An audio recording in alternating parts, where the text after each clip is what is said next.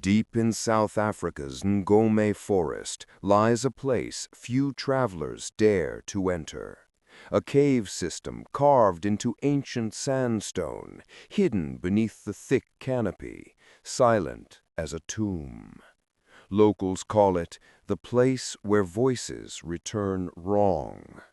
For centuries, the Zulu people avoided these caves, warning that whatever enters them does not come back the same, especially sound. Because inside these caves, echoes do not match the speaker. They answer with different tones, different rhythms, sometimes even different words. Some explorers say the cave has a voice of its own. Tonight we uncover the mystery of the Ngome Ghost Caves, a place where sound behaves like a living thing. In 1937, a small British survey team entered the Ngome region while mapping colonial routes. One of them, engineer Thomas Elling, documented a strange phenomenon. His voice echoed back half a second earlier than it should have. At first, they blamed acoustics, but the deeper they went, the stranger the echoes became.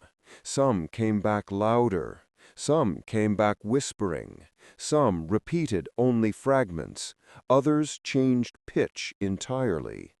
Elling wrote in his journal, "It sounded like someone else was speaking back to us." This was the first documented scientific reference to the wrong echoes of Ngome. Long before scientists arrived, the Zulu people carried stories of a place where the earth speaks. According to tribal elders, the cave remembers every voice that enters it. Some legends describe a stone deep inside the caves that stores whispers, releasing them years later. They say ancient shamans once used the caves for divination, but many stopped after hearing voices that were not their own. One tale warns of hunters who entered the cave and heard their deceased relatives calling them deeper inside. None of them returned. Whether myth or memory, the stories all agree on one thing: Ngome is alive. In 1962, South African geographer Dr. Willem Kruger explored the cave system for academic research. His team identified a narrow tunnel with highly unstable acoustics. They noticed a whisper could echo like a shout. A loud noise returned faint. Footsteps echoed behind them even when they stood still. And sometimes the echo arrived before the original sound. Kruger wrote in his journal, "It sounded like someone else was speaking back to us." But the most disturbing moment came when they heard footsteps approaching, when no one else was inside. The team left immediately. In 1971, a three-person spelunking group entered Ngome Caves to test a new audio mapping device. Only one returned. The survivor, Johann Pretorius, claimed they heard voices calling them by name. One teammate followed the voice deeper. The echo stopped being an echo and sounded like a real person. Strange rhythmic tapping answered their flashlights, and the deeper they went, the more the cave felt aware of them. When found, Pretorius was dehydrated, disoriented, and refused to re-enter the cave. He repeated only one phrase: "The cave listened to us." The other two were never found. In 1989, a university team discovered a smooth, oval stone deep inside the cave system. It had no carvings, no markings, no signs of human origin. But it vibrated. Not constantly, only when someone spoke near it. Tests showed the stone amplified certain frequencies, absorbed others, and produced a soft hum with no identifiable source. One researcher described the hum as a second voice forming beneath your own. Seismologists later confirmed the stone contained internal fractures too symmetrical to be natural. It behaved like a primitive acoustic device, but no such technology existed in this region's history. In 1999, a research audio team placed sensitive microphones along one of the deeper chambers. They recorded something that should be impossible: an echo before the sound. A faint whisper appeared on the audio track, a full 0.3 seconds before the researcher spoke. At first, they suspected equipment malfunction, but the phenomenon repeated in different spots with different researchers. The most unsettling recording captured a whisper saying, "Don't go." The scientist spoke afterwards. Engineers confirmed it wasn't reversed audio, it wasn't interference, it wasn't human error. Something inside Ngome produced a sound before the researchers did. In 2012, new mapping revealed a domed chamber with perfect circular shape. Inside it, sound behaved unnaturally. A single voice split into two different echoes, one echo higher, the other lower. The echoes returned from different directions. Neither matched the speaker's actual words perfectly. One explorer described it as two versions of my voice arguing with each other.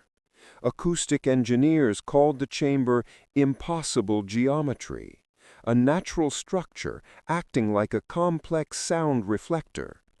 But the most chilling event occurred when a researcher stood silently. Two echoes returned anyway, whispers of two different voices. Neither belonged to anyone present. In 2014, two local hunters entered the Ngome forest tracking an antelope. They followed the trail to the cave entrance, and that was the last time anyone saw them. Search teams found their footprints leading inside, no prints coming out, no signs of struggle, no animal tracks nearby. But the strangest detail came from their dogs. When brought to the entrance, the dogs refused to enter, growled at the darkness, backed away violently. A ranger later reported hearing faint clicking sounds coming from deep within the cave, rhythmic, almost patterned, as if something inside was signaling. The hunters were never found. During an expedition in 2016, geologists created a 3D acoustic map of the cave. The system used sound pulses to map out the walls and chambers. But after hours of scanning, the map began to show something impossible. Tunnels shifting position, chambers stretching or shrinking, angles changing by degrees. At first they blamed calibration errors, equipment malfunction, data corruption. But 3 different devices showed the same results. It was as if the cave's internal shape was not fixed. A technician joked, "Maybe the cave is breathing." Nobody laughed. In 2018, an experienced spelunker entered a narrow passage inside Ngome. He later reported hearing voices whispering from behind him. When he turned around, silence. When he moved forward, the voices followed. When he stood still, they circled him. His audio recorder picked up faint phrases, multiple overlapping whispers, fragments resembling his own voice, and one phrase repeated twice, "Go deeper." But he wasn't speaking, and he wasn't alone.